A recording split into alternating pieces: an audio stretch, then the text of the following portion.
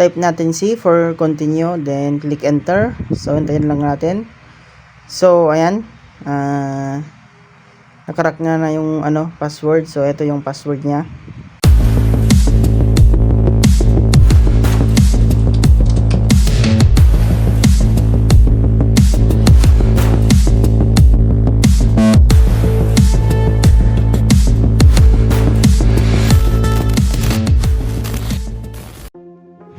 Yo, what is up guys? Welcome back again to my another YouTube video.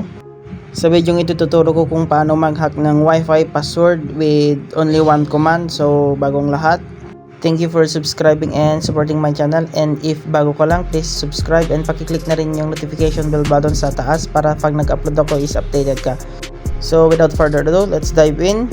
So ang unang attack pala na gagawin natin is using AirCrackNG. So I suggest na tapusin mo tong video para makita mo mamaya yung kung paano mag-hack ng password using one command. So ayan, panoorin nyo na lang tong tutorial guys kasi hindi ako masyadong mag-explain. So nakita ko na yung yung target natin. So yan ang target natin. Disclaimer lang guys, this video is for educational purposes only. So unauthorized hacking is illegal. You might end up behind the jail. So hindi ako yung responsible. Select natin yung target and i-copy natin. Kailangan natin yung BSS ID nya. So i-paste ko dyan. And ito yung next command para sa capturing ng handshake. O yun yung BSS ID and yung channel nya. So click enter lang natin. So yung mga lumalabas na MAC addresses na nandyan sa baba is yung mga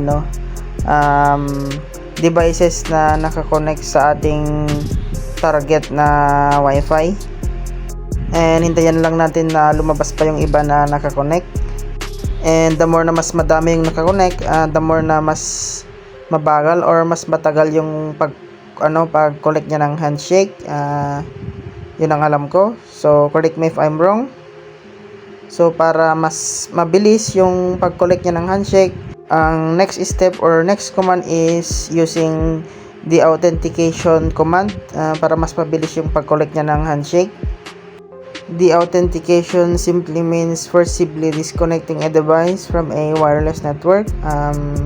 It's done by sending special authentication packets, a type of management frame, to the device or the access point.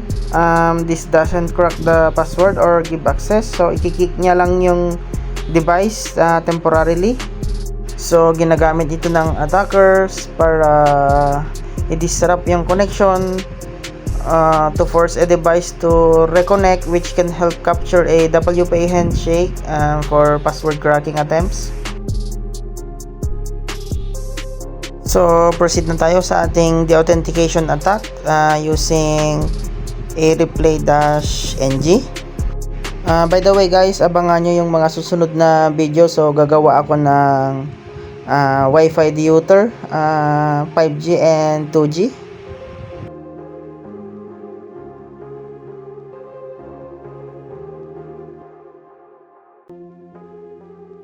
So ilagay ko yung command. So panoorin nyo na lang guys. So ipopost ko yung mga commands sa aking Telegram channel and group.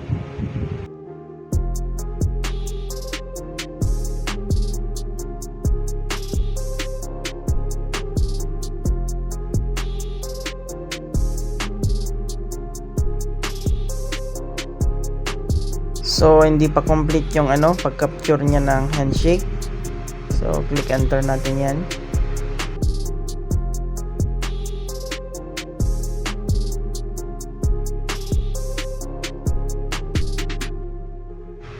Oops, mali yung nailagay na BSS ID.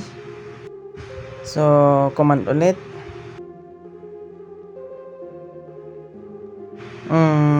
Ayaw na naman. Mali. Same lang yung nilagay ko. Clear muna natin.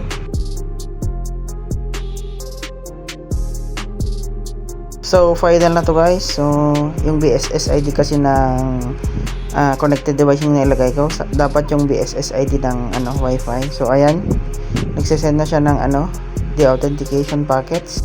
So i-check ko kung may na-capture na siyang handshake. So ayan, yung nasa taas handshake, mayroon na siyang na-capture. So ayan, success yung pag-capture niya. So ito na yung last command na para ma-crack na natin yung Wi-Fi password. So check na muna natin yung yung handshake, yung capture. So nandun siya sa home. So ayan, dito siya makikita. So click enter. So ayan, madali niya lang na crack yung password niya kasi madali lang naman yung password ng Wi-Fi. More na mas mahaba and combination ng numbers and special characters, o the more na mas mahaba yung pag-crack niya. So proceed na tayo sa next technique na mas madali, isang command lang using Wi-Fi. So i-type lang natin Wi-Fi, tapos yung WPA, tapos --DICT, tapos yung word list.txt. So pwede kayong mag-download ng word list sa Google. Then --kill. So test natin.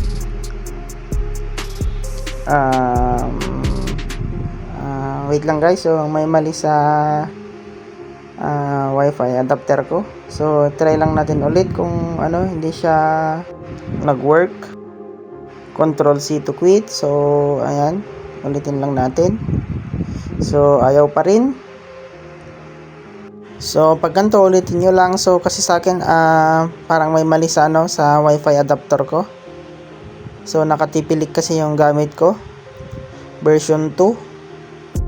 Control C lang to quit. So skip ko na guys. So ayusin ko lang yung Wi-Fi adapter ko. So parehong lang naman, parehong command.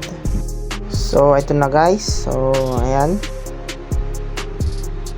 So ayan, gumana na yung gumana na yung Wi-Fi adapter. So ayan, mag-i-scan siya ng mga Wi-Fi. So nakita ko na yung target. So control C to stop. Then ito yung target natin. Lagay natin yung number 3. So control C lang natin to quit yung unang attempt kasi yung yan WPS. So pwede natin yang i-quit hanggang mapunta tayo sa sa handshake attack. And pwede din natin i-quit ito. Control C lang and C to continue.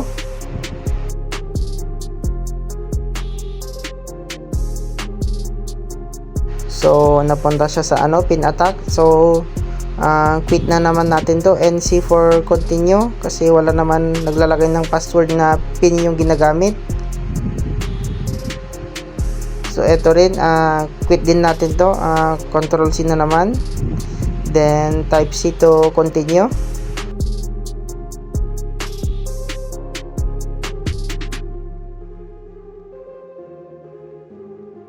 At ayan na nga, success yung attack natin. So na-crack natin yung password. So yan din yung lumabas na password kanina sa unang attack natin using Aircrack NG. So mas madali itong gamitin, Wi-Fi. So yun lang guys, thank you for watching and happy hacking.